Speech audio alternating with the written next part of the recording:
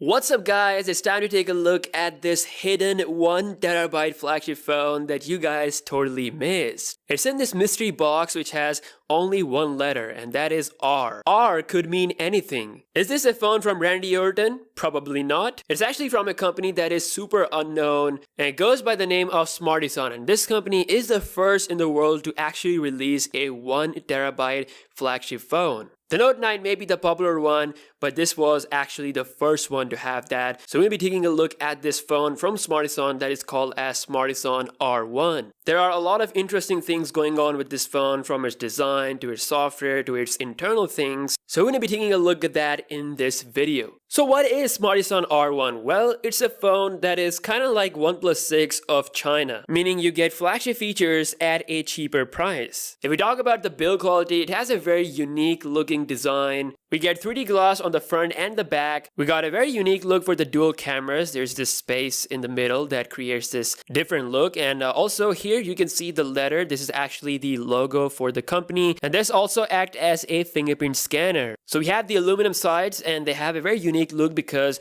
they have this golden strip going around all the way, kind of make the phone stand out. And the favorite thing are the keys on this phone. The way they are shaped, they actually remind me of the iPhone 4S. So we have the plus key for volume up and minus key for volume down. And towards the left hand side is a key, and no, it is not an AI key, it is actually a shortcut key. There are a couple of functions that you can assign to this key, such as going into this multi-window feature. I think it's my first and the only phone that has this dedicated shortcut key for user actions. Now there is no headphone jack on the phone, so you have a Type-C dongle out of the box, but it does rock stereo speaker. Now from the front look, it does have a notch which is very similar to the Essential phone's notch. There is a U up front. It's something that Samsung could actually do with their U-shaped notch phone, mid-range phones in the future. So it's kind of like that, and by default the notch is turned off. So far I've not been able to turn it on from the settings, but it's a good thing since it does utilize the notch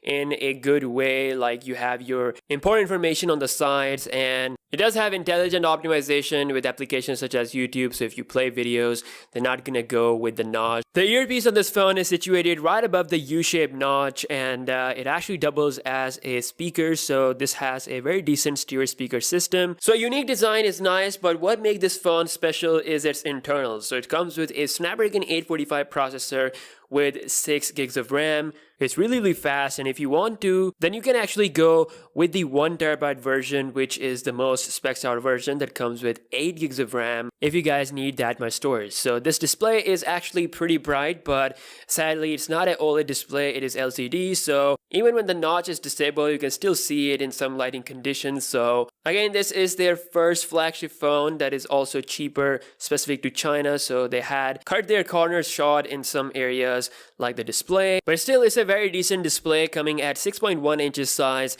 with a 1080p HD resolution. Now software wise, it came with its own launcher called as smartphone launcher, and I wasn't a big fan of it, so I changed it to Nova launcher. But other than the launcher, the software features are actually really interesting. So first up is the navigation gesture system. So this is very similar to what Samsung is doing with its One UI. So you have same navbar keys functions, but you just have to swipe instead of tapping on them. And I like it a lot because it works very smoothly. The multitasking tray is different from anything I've ever seen. So it has this control center as well as the apps that are opened in the background showing at the same time. So you can open up your recent applications or close them by clicking on this cross key, which kind of reminds me of the old days of iOS. And then you also get a full control of your settings such as Wi-Fi, Bluetooth, loads of options to play with. My favorite one here is the ability to do fake calls. So this actually sets a timer. You can see it says calling after 1 minute. So after 1 minute, I'll get a fake call. So as you can see, I'm getting this phone call, a fake phone call from this guy, John Doe. So if I answer it, This guy spoke Chinese for some few seconds and then it stopped. And it basically helps you to get out from certain situations. If you are ditching someone for some reason, you can have this fake call feature. So you also get the reading mode, aka nighttime vision. There's a multi-window kind of mode that I've assigned to this shortcut key on the left. So if I press it, it initiates that. And this mode allows me to do a lot of things really quickly, such as going into my images, checking out my files, seeing what's copied to the clipboard, and also some of the app shortcuts that I've set. So I can add apps here if I want to, and I can remove it. And this is actually called as one-step feature, which you can turn off if you want. Now there's also another unique way of pretty much controlling all the applications and stuff at once. So if I swipe from the bottom like slowly, it takes me to this space. In this space I have access to all of my applications, so you can see a pointer on the screen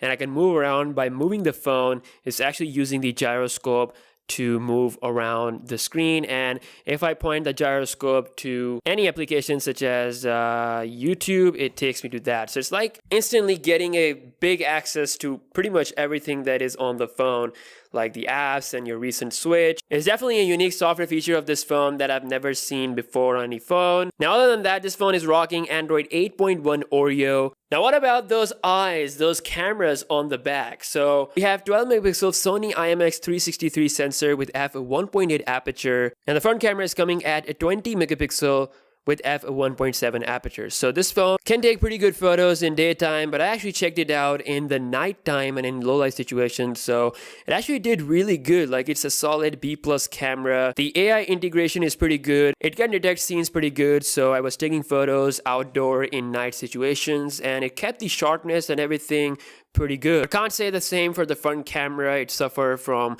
a lot of noise, but it did took some good photos in indoor situations. Overall, it is a decent camera for this phone. It comes with a 3600 mAh battery, and combined with a 1080p display, I was able to get a really good battery time out of this phone. Almost 1 day on average, and it has Quick Charge 4.0. It's actually the first phone to have Quick Charge 4.0 with a fast charging. So Smartphone R1 is definitely a good phone with flashy features at a cheaper price, but because the company is really small and unknown, this phone wasn't launched worldwide, so it was only launched in China. But I would love to see a flashy phone next year, the Smartphone R2 from this company, in other regions as well. So thank you so much for watching this video.